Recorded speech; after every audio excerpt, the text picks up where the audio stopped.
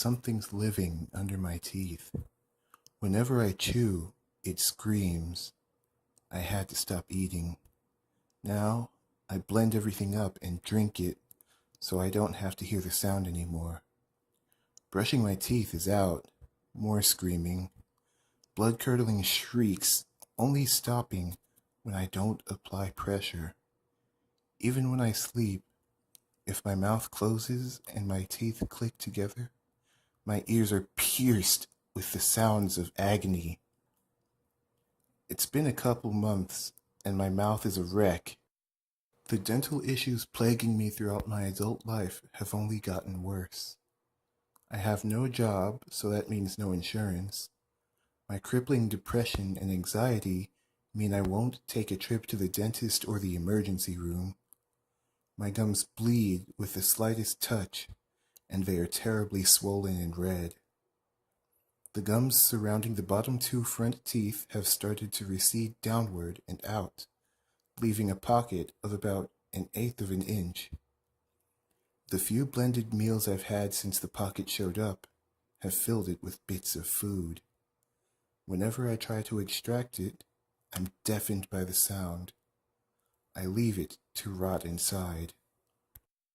The other night, the situation became unbearable. Simply breathing through my mouth put enough pressure on my teeth to set off the screaming. There was no doubting what I had to do next. I couldn't live with the noise. I figured the bottom ones with the pocketed gums around them would come out easiest.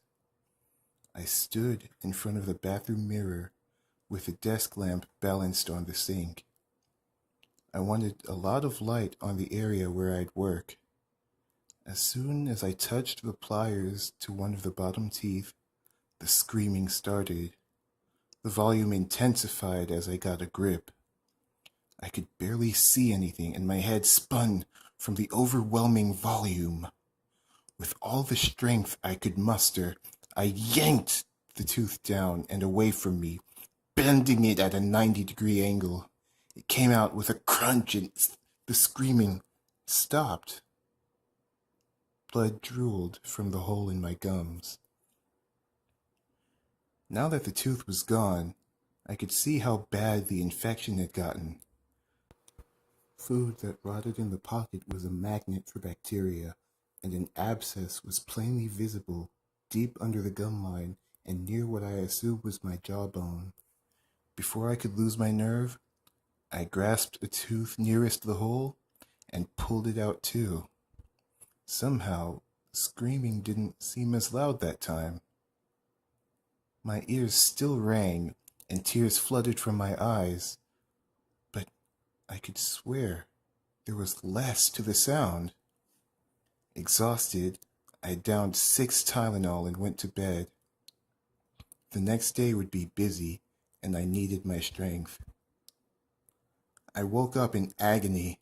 The abscess in the front of my lower jaw had drastically grown overnight.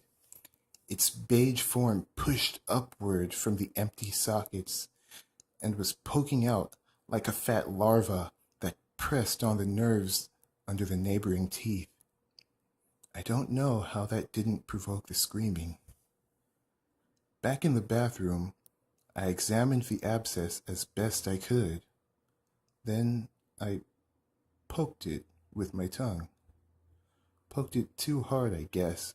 It burst and filled my mouth with a vile-tasting gray paste. I retched and spit it into the sink. I grabbed my toothbrush to brush my tongue and inside my mouth and everything that wasn't my teeth. While I was scrubbing underneath my tongue, I saw something move in the hole in my gums, underneath the now deflated abscess. Now I was the one who screamed. I slipped the back end of the toothbrush handle into the socket and pushed away the remainder of the abscess matter, and caught a glimpse of something black and shiny. It wriggled away quickly, disappearing below the gum line of the remaining teeth.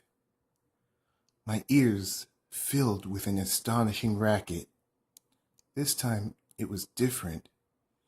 It was almost like there were more voices now, all pitched in a cacophonous, dissonant harmony. It had to end. I used the pliers to pull out as many teeth as I could.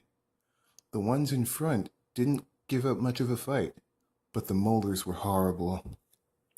Each time I worked to get a grip and squeezed hard enough to pull, they shattered into rotten splinters of enamel that made me choke and cough. The screaming died down with every open socket, but it was still deafening.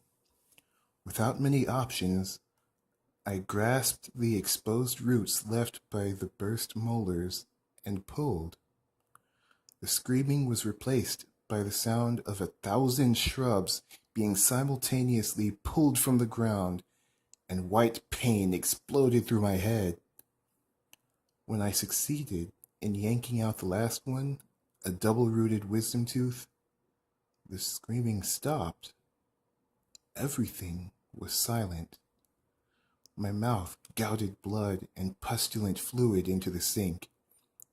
With shaking hands, I shone the desk lamp into my mouth.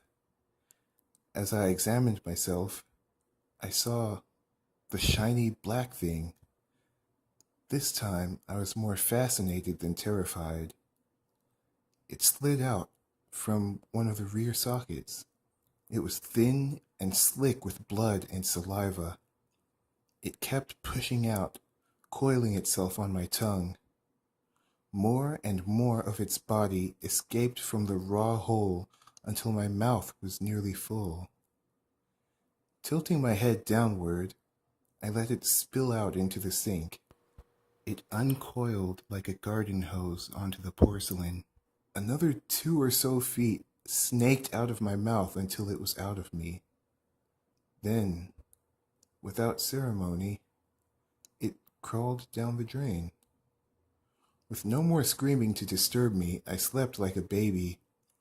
A couple days went by, and then my mouth started to itch. The feeling made me want to drag sandpaper over the holes until there was nothing left but jawbone. I managed to control myself. This morning, however, I woke to an ecstasy of delight. My mouth was melting with pleasure. Every socket was being scratched exactly where it itched most, over and over. I flew to the bathroom, turned on the lamp, and looked in the mirror. Hundreds of tiny black worms swam in and out of the holes, their bodies manipulating the nerves therein to communicate the greatest sense of physical relief I'd ever experienced. In a mindless, hedonistic fog, I closed my mouth and squeezed my jaw to push the top sockets against the bottom ones. When the holes touched, the tiny worms could crawl in and out, up and down. As if in thanks, they began to sing.